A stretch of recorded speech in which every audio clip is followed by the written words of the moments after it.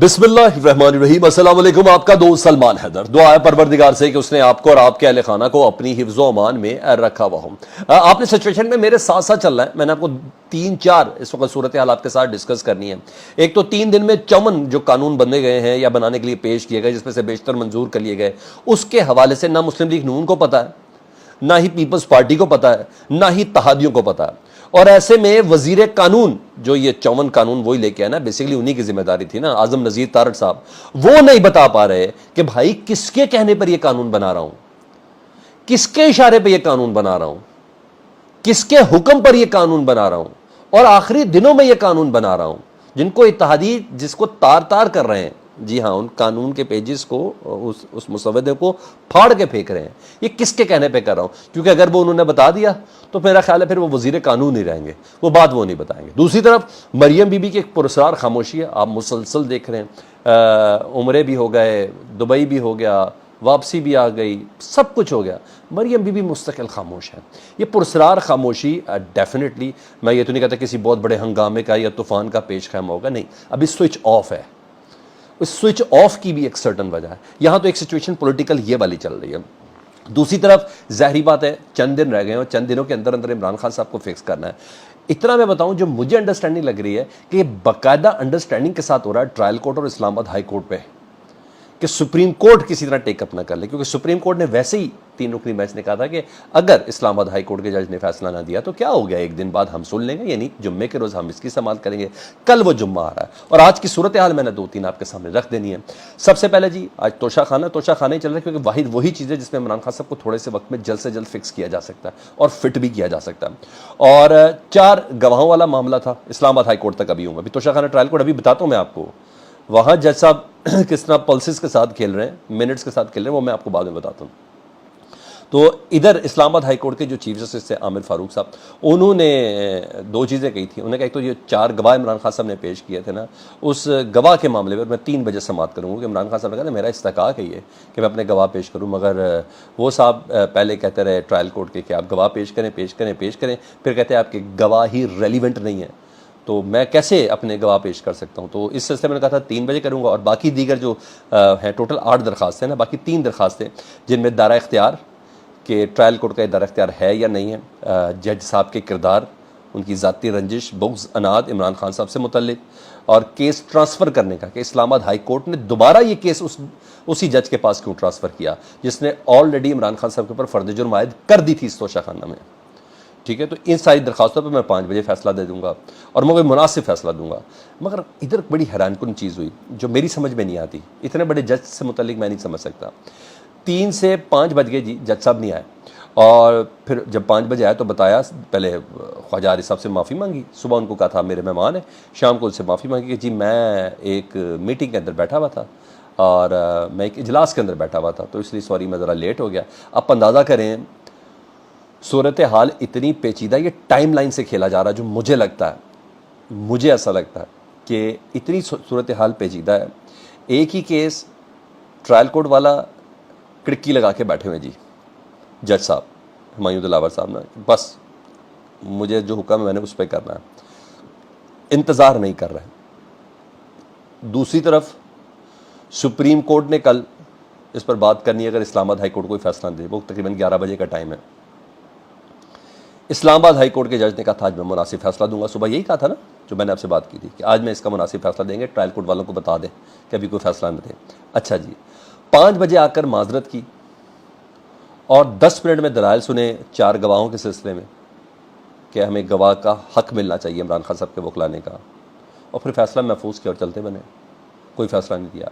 तो ये सारी चीज़ें ना, कहा था उन्हें कि मुनासिब फैसला जारी करूँगा, ये सारी चीज़ें बहुत मानी खेज हैं।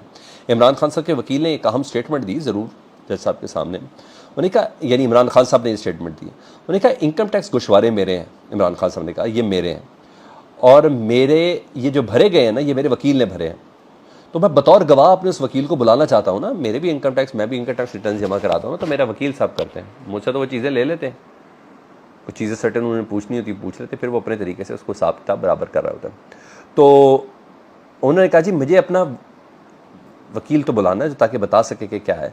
मगर जब मैंने ये बात की तो ट्रायल कोर्ट के जो जज हैं हुमायूं दिलावर साहब, उन्होंने कहा नहीं हम नहीं मानते, यानी वो वकील ही बताएगा ना इमरान खान साहब के गोशवारों से मुतालिक, वकील ही बताएगा कि जी मैंने इसको इस मद में रखा, इसको इस मद में रखा। अच्छा बहरहाल उसे बुलाएं ताकि गोशवारों में दर्ज क्या है वो भी बताए, उसने गोशवारे भरे कैसे हैं, जो भी कुछ है वो सब उसको बताया जाए, वो सब आपके सामने बताएं। तो बहरहाल इस्लामाबाद हाई कोर्ट ने कल फैसला सुनाना है जी और उधर सुप्रीम कोर्ट ने भी सुनाना है, और अगर इस्लामाबाद हाई कोर्ट फैसला नहीं देगा तो हम फैसला देंगे, ये उन्होंने कहा है। अब टाइमिंग ये है कि सुबह 8:30 बजे, अभी मैं आपको ट्रायल कोर्ट की तरफ ले गया था, सुबह 8:30 बजे ट्रायल कोर्ट के जज हुमायूं दिलावर साहब ने बुला लिया।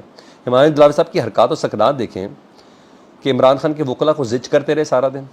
अच्छा जी, इलेक्शन कमीशन के वकला को कहा आप दलाइल दें, इमरान खान साहब के जब वकला आएंगे ना तो तब वो अपने दलाइल दे देंगे। ऐसा कभी हुआ दुनिया में कि एक ग्रुप दलाइल दे रहा है सॉरी, और दूसरा वकील वो दलाइल ही नहीं सुन रहा? उसकी गैर मौजूदगी में दलाइल हो सकते हैं दूसरे वकील की, वो सुनेगा तो काउंटर दलाइल देगा ना। मगर हुमायूं दिलावर साहब को तो इतनी हैजानियत है, फैसला सुनाने की इतनी जल्दी है कि वो कह रहे हैं जो इमरान खान साहब जिन पे इल्ज़ाम है उनके वकील बाद में आके बता देंगे इलेक्शन कमीशन साहब आप अपने दलाइल दे दें। ये पोजीशन थी। अच्छा जी, और ऐसा कभी नहीं हुआ, मजबूरन फिर अच्छी खासी कितना को खिलाफ कानून चलेंगे। तो 8:30 बजे की तारीख दे दी गई है सुबह, और इस्लामाबाद हाई कोर्ट ने कल फैसला देना है। वो कितने बजे देगा नोबॉडी नोज़, ठीक है जी। और यहाँ सब कुछ प्लान से चल रहा है, बड़े तरीके से चल रहा है कि किसी तरह सुप्रीम कोर्ट के सामने ना ये मामला चला जाए, तो इसलिए पूरी टाइमिंग्स के साथ ये सारी चीज़ें, और बड़ा सोच समझ के ये काम हो रहा है, इतना मैं आपको बताऊं। उधर हाँ, तोशा खाना ट्रायल कोर्ट में जब आज भी मौजूद थे अता तारड़ साहब, अपनी वकला की टीम के साथ मौजूद थे, बार बार मीडिया टॉक कर रहे थे, ना सिर्फ मीडिया टॉक कर रहे थे, ऐसा लग रहा था जैसे इस केस को सुपरवाइज कर रहे हैं। ऐसे लग रहा था कि जज साहब हुमायूं दिलावर साहब की कोई सर्टन कमज़ोरी है जो उनके हाथ में, और वो दिखाते हैं उन्हें। और लोगों ने ऑब्ज़र्व किया जब अता तारड़ साहब एज अ सुपरवाइज़र उस अदालत के अंदर मौजूद होते हैं, एज अ ऑब्जर्वर उस अदालत के अंदर मौजूद होते हैं, तो जज हुमायूं दिलावर साहब की टोन ही मुख्तलिफ हो जाती है, उनका गुस्सा, उनकी झुंझलाहट, और मैं घबराहट तो नहीं कहूँगा क्योंकि वो घबराए भी नहीं है, और बाकायदा तौर पर सब ने देखा उनका लहजा बहुत तल्ख हो जाता है, बहुत सख्त हो जाता है। तो ये चीज़ें दीगर मामलात को, इस केस को मज़ीद मशकूक ही कर रही है। दुनिया तो जानती है, मगर मैं आपको बता रहा हूँ कि अगर आपको थोड़ा बहुत शक हो तो वो भी निकल जाए। ये चीज़ें दीगर मामलात को मशकूक करती हुई नज़र आ रही हैं। उधर इमरान खान साहब के लिए, बल्कि पीटीआई के लिए एक बुरी खबर ज़रूर है। मिलिट्री कोर्ट्स का जो मामला है वो गैर मुय्यना मुद्दत के लिए इस केस को मुलतवी कर दिया गया है, जो 6 रुकनी बेंच सुन रहा था। कल तक तो फुल कोर्ट बेंच के लिए जजेस दस्तियाब नहीं थे, आज जो 6 जजेस हैं उन्हीं में से कुछ गायब हैं, वो छुट्टी पे जा रहे हैं, और अब मौजूदा बेंच के जो जज मौजूद नहीं है इन 6 रुकनी बेंच में से। और चीफ जस्टिस उमरता बंदियाल साहब ने कहा है मुझे कोई मामला नहीं, मैं मौजूद हूँ, मैं रात 9 बजे तक बैठता हूँ, और बाकी जज नहीं है, किसी को मैंने मुहर्रम की छुट्टियों से बुलाया हुआ है, किसी ने अपनी फैमिली को टाइम देना है, किसी ने अपना इलाज कराना है। तो ये सारी चीज़ें, तो इसलिए कम से कम 2 हफ्ते तक ये बेंच मुकम्मल नहीं है, और 2 हफ्तों के बाद तक के लिए, यानी कि मुय्यना मुद्दत नहीं दी उन्होंने, तो ये समात में मुलतवी करता हूँ। अब देखिए वक्त भी कम है, और ख़ुद चीफ जस्टिस साहब की मुद्दत मुलाजमत भी कम रह गई है, और अगर उस दौरान फ़ैसला ना हुआ तो फिर बेंच टूट जाएगा, फिर काजी फायज़ साहब करेंगे, उसको अपने मुताबिक करेंगे। बहरहाल इतना तो तय हो गया कि ये बेंच हम ख्याल नहीं है, हम ख्याल होता तो ये ना टूटता। अब खोसा साहब ने कहा, लतीफ़ खोसा साहब ने कहा सर आपको तो इतवार के दिन भी बैठना चाहिए, तो ये आप क्या कर रहे हैं। तो लेकिन बहरहाल पता ये चल रहा है कि जिस तरह हम रोज़ अव्वल से कह रहे हैं जो भी करेंगे इदारे करेंगे, इदारा कोई भी हो, और इस वक्त इदारों में एक सर्टन अंडरस्टैंडिंग के साथ ये काम हो रहा है। मुझे इसके अलावा कुछ नहीं लगता। आपको कुछ लगता है तो मुझे फीडबैक में ज़रूर बताएं। अपना बहुत ज़्यादा ख्याल रखें। अल्लाहुम्मा सल्ली अला मुहम्मदिन व आले मुहम्मद।